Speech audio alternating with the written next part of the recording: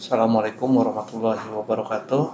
Pada kesempatan ini saya akan coba menjelaskan tentang VLAN dalam pelajaran AIJ. Nah, dengan dikeluarkannya VLAN maka sangat bermanfaat sekali untuk kemajuan pembagian network agar lebih efisien. Jadi tadi ya, yang harusnya kita membeli switch itu 4 karena dengan 4 network atau 4 jaringan, jadi cukup membeli satu. Itu dengan ada LAN. Nah, ini pengertian LAN.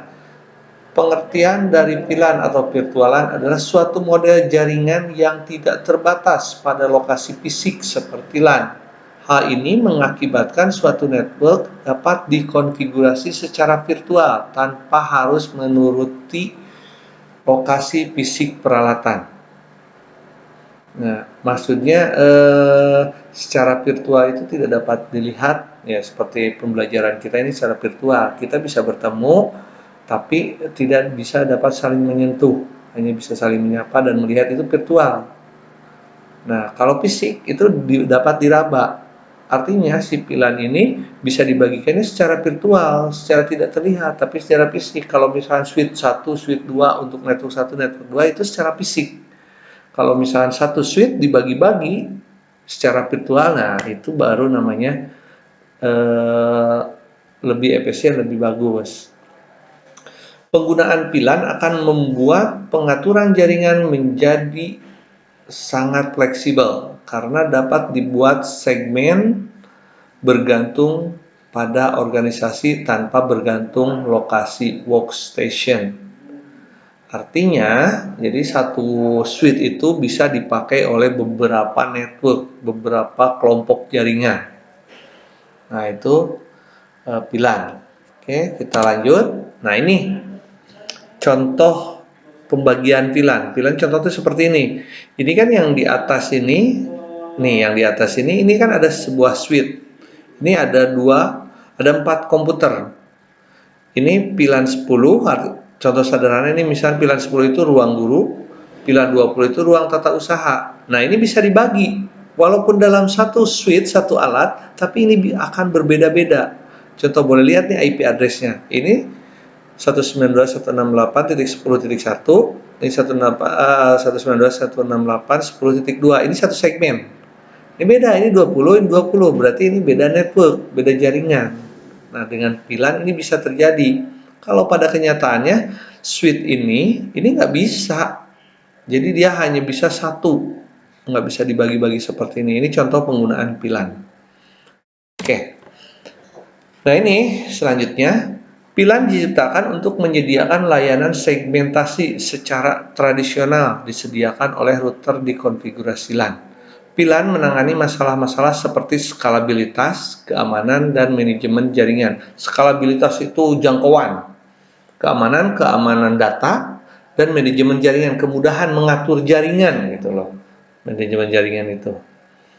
Lanjut, kegunaan VLAN. Apa itu kegunaan VLAN? Kenapa VLAN dibuat gitu? Kegunaan yang pertama, meminimalisir kemungkinan terjadinya konflik IP yang terlalu banyak. Jadi kalau banyak komputer yang terhubung, itu akan banyak IP address. Karena setiap komputer itu memiliki satu IP address layaknya kita. Kita hanya memiliki satu nomor telepon. Jadi antara si A dan si B nomor teleponnya pasti berbeda. Begitu juga dengan pengalamatan IP address. Nah, di sini itu karena banyak, itu bisa terjadi collision atau tabrakan. Lalu selanjutnya, mencegah terjadinya collision domain, tabrakan domain. Domain itu nama komputer ya. Bisa nama komputer, nama web, itu domain. Itu untuk mencegah terjadinya collision atau tabrakan domain. Yang selanjutnya, mengurangi tingkat vulnerabilities atau celah keamanan. Maksudnya di sini yaitu mengurangi celah terjadinya pembobolan data, artinya keamanannya bisa lebih tinggi. Seperti itu biasanya yang kejahatan-kejahatan cyber seperti hacker gitu ya. Seperti itu. Lanjut. Nih, cara kerja VLAN. Bagaimana cara bekerja VLAN? VLAN diklasifikasikan berdasarkan metode atau tipe yang digunakan untuk mengklasifikasikannya. Baik itu menggunakan port, MAC address, dan sebagainya. Semua informasi yang mengandung penandaan pengalamatan suatu VLAN atau tagging disimpan pada suatu database. Jika penandaan berdasarkan port yang digunakan, maka database harus mengindikasi port-port yang digunakan oleh VLAN tersebut. Jadi kalau menggunakan VLAN itu berdasarkan port, jadi si database itu akan mengecek port-port mana yang akan digunakan. Selanjutnya, untuk mengaturnya, maka biasanya digunakan switch ya untuk menggunakan VLAN yang bisa diatur. Switch atau bridge inilah yang bertanggung jawab menyimpan semua informasi dan konfigurasi suatu VLAN dan dipastikan semua switch memiliki informasi yang sama. Jadi switch tersebut yang konfigurasi VLAN-nya itu di switch tersebut biasanya switch yang bisa dikonfigurasi itu switch Cisco, switch Mikrotik gitu ya. Yang selain itu mungkin tidak bisa. Kayak kesimpulannya, VLAN membuat kita dapat mengontrol lalu lintas dan bereaksi cepat untuk relokasi. VLAN memberikan fleksibilitas untuk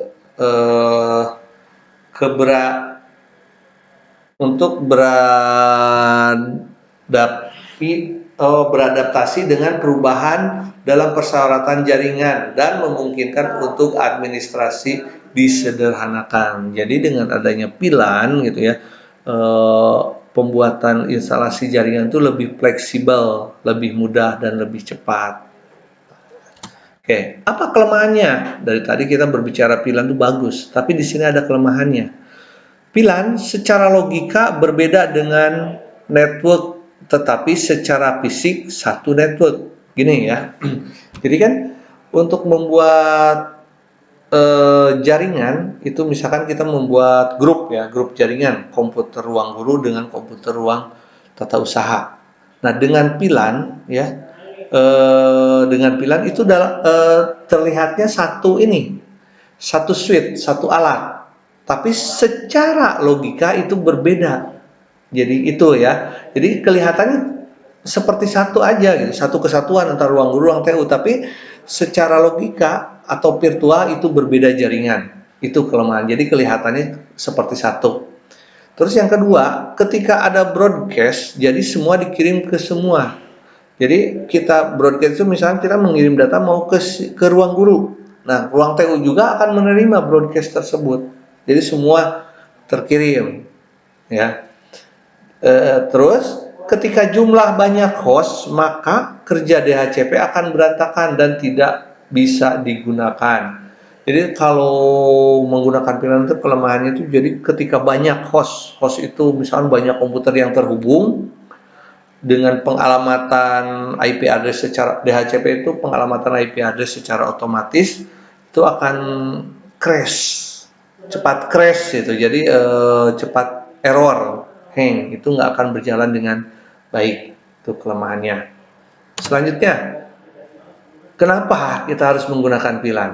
Nih ada ya, kenapa harus menggunakan. Yang pertama, jika dalam jumlah yang banyak dalam satu network maka akan terganggu. Nah, ini jika dalam jumlah yang banyak, misalkan ruang guru dan ruang TU disatukan dalam satu network, itu kinerja ruang guru pasti terganggu dengan adanya kinerja ruang TU. Nah, dengan adanya makanya harus menggunakan VLAN, harus dipisah. Apalagi ditambah lab komputer, semua digabungkan dalam satu network, itu akan sangat terganggu. Makanya harus dibagi-bagi dengan VLAN. Selanjutnya, keamanan menjadi baik karena fisik satu network tetapi logik berbeda network. Nah ini keamanan yang lebih baik tuh. Jadi kelihatannya satu, tapi padahal banyak di dalamnya gitu. Terus lagi kan kalau misalkan switch-nya rusak, nah itu hanya satu yang digantinya gitu, karena hanya satu, tapi di dalamnya itu dibagi-bagi. Masalah kebutuhan, nah sama ini masalah kebutuhan juga. Jadi ketika kita dananya terbatas, tapi banyak workstation, itu bisa menggunakan VLAN. Router itu kerjanya lebih lambat ketimbang switch. Nah ini, jadi bisa kita membagi-bagi jaringan Kalau ya menggunakan router bisa menggunakan router, tapi router itu lebih lambat ketimbang switch. Makanya kita gunakan VLAN untuk membagi-bagi jaringan menggunakan switch karena disinyalir bisa lebih cepat. Dengan VLAN broadcast akan dibatasi. Nah, karena kita membuat grup guru, grup TU, grup lab. Nah, maka broadcast juga akan dibatasi mana untuk guru, mana untuk lab, mana untuk TU gitu. Itu terus untuk membedakan VLAN satu dengan VLAN yang lain dengan menggunakan ID. Jadi misalnya di VLAN-nya itu ID-nya itu ID 10 itu ruang guru, ID 20 itu ruang TU, ID 30 itu lab komputer. Nah, seperti itu. Contoh port 1 sampai dengan masuk ke VLAN 1. Nah, contohnya seperti itu contohnya. Misalkan contohnya kita grup ruang guru itu portnya 1 2 3 4 5 pembagiannya. Terus ruang lab komputer 10 sampai 20 di port switch-nya. Di switch kan ada port-portnya itu. Selanjutnya, VLAN dengan bentuk number angka. Contoh, VLAN 10 sales. Jadi yaitu penamaan VLAN itu menggunakan number angka. Ya, seperti ini. Oke, jenis-jenis VLAN dalam switch. Yang pertama, VLAN default adalah VLAN yang sudah ada secara default. Contoh Cisco VLAN 1, VLAN 1002. Itu bawaan dari pabrik ya, VLAN itu. Selanjutnya, data VLAN adalah VLAN yang digunakan oleh user atau pengguna seperti kita. VLAN VoIP adalah dikhususkan untuk komunikasi suara dan akan memberikan prioritas utama dibandingkan datanya.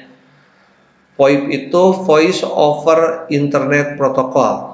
Ya, seperti kita video call atau nelpon via WhatsApp, itu VoIP, menggunakan VoIP sistemnya. VLAN juga bisa digunakan seperti itu. Itu sebetulnya kalau kita berlangganan IndiHome itu ada dua. Satu untuk suara, nah itu bisa VoIP. Satu untuk data. Nah, selanjutnya, VLAN natif adalah VLAN yang dikembalikan kepada suatu port apabila tidak dalam bentuk trunking atau untagged VLAN pada konfigurasi 802.1q trunk. Itu biasanya VLAN natif itu menggunakan router, ya, menggunakan router. Selanjutnya yang terakhir, VLAN manajemen adalah VLAN yang dibangun keperluan manajemen switch, misal akan mengubah konfigurasi switch admin dan admin dimasukkan ke VLAN manajemen, artinya hanya orang-orang yang keperluan khusus.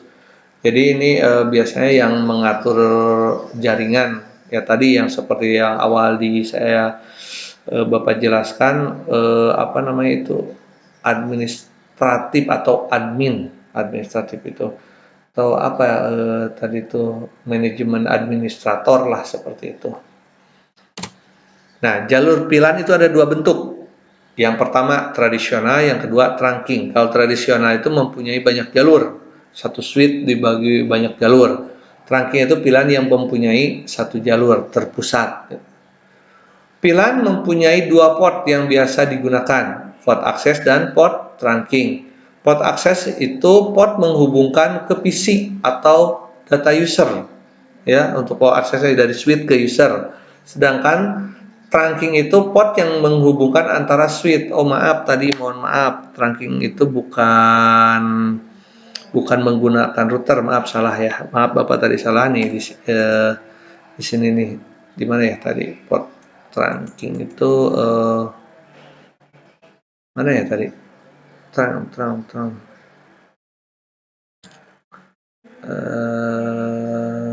Nah, oh ini VLAN natif, maaf ya. VLAN trunking itu bukan untuk dihubungkan ke router, tapi dihubungkan dengan switch lainnya. Jadi gini, jika switch satu portnya ada 20, sementara komputer lain itu komputer yang terhubung itu ada 50, artinya kita harus menambah switch dengan portnya agar semua bisa terhubung. Nah, untuk menghubungkan switch satu dengan switch yang lain itu disebut dengan trunking. Tuh ya. Tapi gini, Tapi itu bisa dibuat dengan beberapa pilan. Misalkan switch-nya ada 3, itu bisa dibuat 2 pilan dengan menggunakan trunking ini, gitu ya, menghubungkan antar switch. Nah itu, terima kasih. Jika ada yang kurang paham, silakan nanti ditanyakan di grup WA, tanyakan kepada guru yang bersangkutan. Jangan ke Bapak ya di grup WA, jangan sungkan-sungkan. Semua kita belajar.